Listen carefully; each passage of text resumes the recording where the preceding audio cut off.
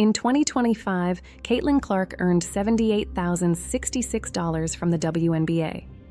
That same year, according to Sportico, her total endorsement income reached approximately $16 million. Her Nike deal alone was reportedly worth up to $28 million over 8 years, per multiple reports, a deal that includes her own signature shoe. Do the math. The league she was filling to capacity, the league whose ticket sales and television ratings she was rewriting, paid her less than 0.5% of what brands were willing to pay for her name. $78,000. That is not a salary. That is a rounding error. And here is what makes that number even harder to absorb. It was essentially the same salary Angel Reese was earning. The number 1 overall pick and the number 7 pick were separated by $350,000 in annual salary. The player who had become the most talked about athlete in women's sports and the player next to her on the court were, by the WNBA's own pay structure, nearly identical. That was not an accident. That was the system doing exactly what it was built to do. If you find this story as remarkable as I do, go ahead and subscribe, and hit the notification bell so you don't miss what's coming next. This channel covers women's sports the way it deserves to be covered, with the numbers, the sourcing, and none of the fluff. The WNBA was founded in 1996. From its first season, league officials made a deliberate choice: keep salaries low to ensure franchise survival.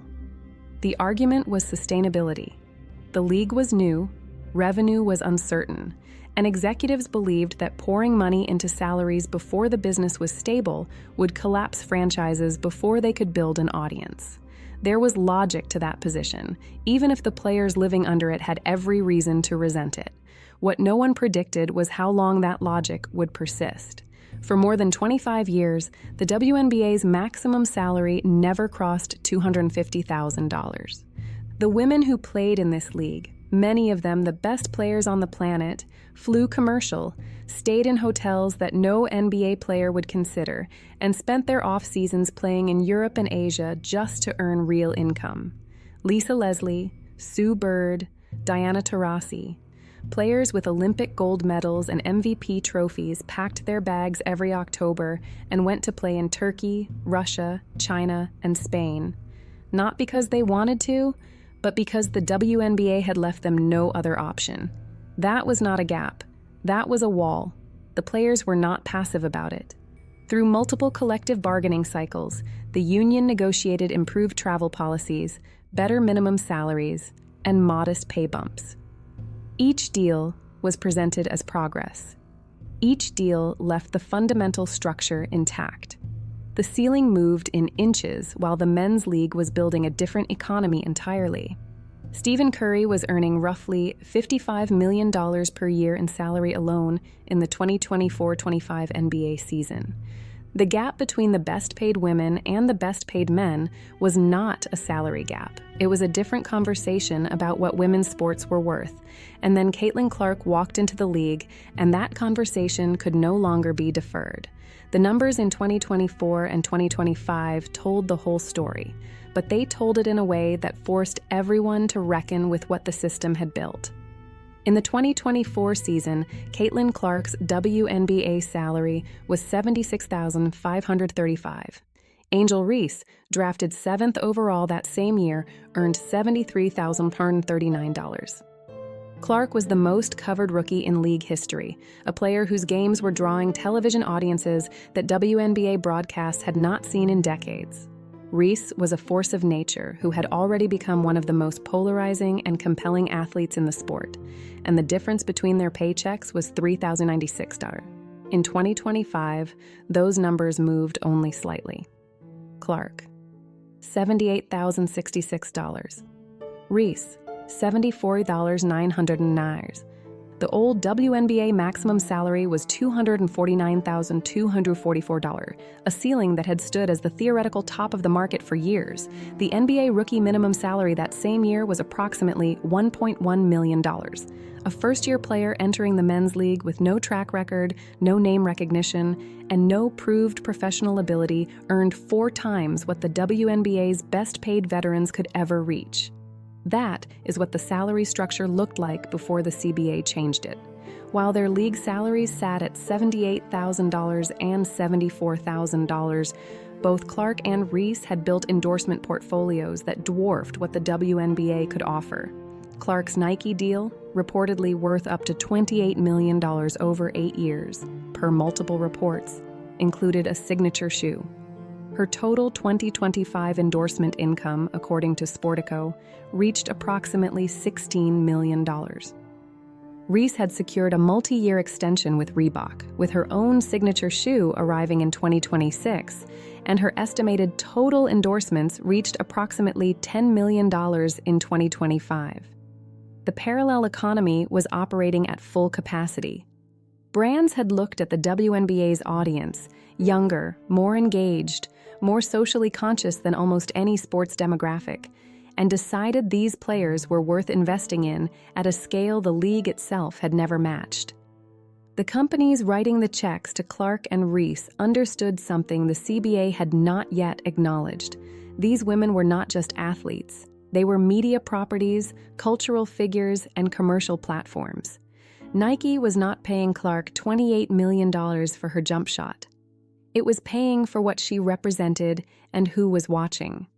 Clark, asked in a public interview about the salary situation and the new CBA, described it as something the players had been fighting for and something she was glad to finally see happen. She acknowledged the distance traveled and the distance still to go. The quote was gracious. The subtext was not. A player earning $78,066 from her league while brands paid her $16 million for her name has already answered the question of what she is worth. The league just had not caught up yet. In early 2026, the new WNBA CBA was ratified, and the numbers shifted in ways the league had never seen. The team salary cap rose from $1.5 million to $7 million, a nearly five-fold increase in a single step. The Supermax salary jumped from $249,244 to a starting figure of $1.4 million. The average salary moved from approximately $120,000 to approximately $600,000. The minimum salary rose from $66,079 to over $300,000. The deal runs for 7 years, 2026 through 2032, with an opt-out provision after year 6 in 2031. Revenue sharing averages approximately 20% across the length of the agreement. Projected team salary caps by the end of the deal could reach $11 million. These are the largest single-year salary increases in the history of the league. Every player in the WNBA saw her earnings floor rise dramatically. But inside the new CBA was a mechanism that immediately created a new kind of gap. And it is worth understanding exactly what it does. Per the new WNBA CBA ratified in early 2026, there is a provision called EPIC, Expedited Performance on Initial Contract. Under EPIC, any player who earns an all-WNBA first or second team selection in her first 2 professional seasons becomes eligible to renegotiate her rookie contract ahead of schedule. The provision rewards elite performance early, allowing the market to move faster for players who prove themselves immediately. Caitlin Clark earned all WNBA honors after her 2024 rookie season. She qualified. Angel Reese, as of the CBA ratification, had not earned an all-WNBA selection. She did not qualify. The result? Clark's 2026 salary under the new CBA is $527,155. Reese's 2026 salary is $349,571. The gap between them is $177,584, where before there had been near parity. In 2025, Clark earned roughly $357 more than Reese. In 2026, she earns $177,584 more. The distance between them grew by a factor of 56 in a single year. That is what merit-based pay looks like in practice.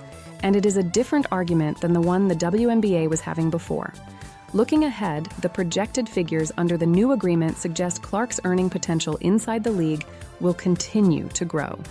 In 2027, she becomes eligible for a maximum salary of approximately $1.3 million.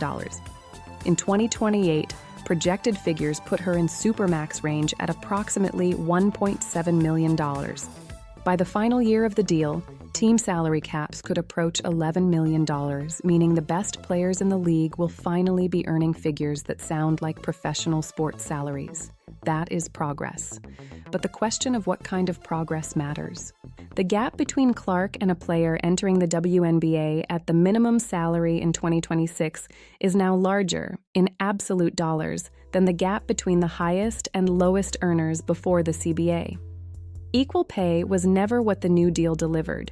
What it delivered was a market, one in which performance, awards, and platform translate into earnings in a way they never did before. Whether that is the right goal depends on the frame you bring to it. If the argument was always about equity, that women's basketball players deserve compensation comparable to men, then a merit-based acceleration mechanism is a partial answer at best. The system still produces wildly different outcomes for players with similar careers. If the argument was about fair pay, that exceptional performance by exceptional athletes should be reflected in exceptional salaries, then the EPIC provision is exactly the kind of mechanism that moves the market in the right direction. The salary gap was never just about Caitlin Clark and Angel Reese. It was about a league that made a deliberate choice in 1996 to treat women's basketball as a developmental project rather than a professional product. That choice compounded across 25 years. The players who earned 66 SEK, $79 minimum salaries in the seasons before this CBA, the players who filled the arenas, built the fan bases, and created the commercial foundation that made a $7 million salary cap imaginable, will never see that money. The market correction arrived too late for them. The new CBA is a milestone. The women who fought for it, negotiated it, and will play under it deserve to be recognized for what they won. But the story does not end with what was gained. It also includes everything that was lost in the years the ceiling refused to move. The next generation inherits a better system. The generation that built it inherited something else entirely. If this episode gave you a different way to look at what's happening in women's sports, click on the video on your screen right now. There's more where this came from, stories that go deeper than the headlines with the sourcing to back them up. I'll see you there.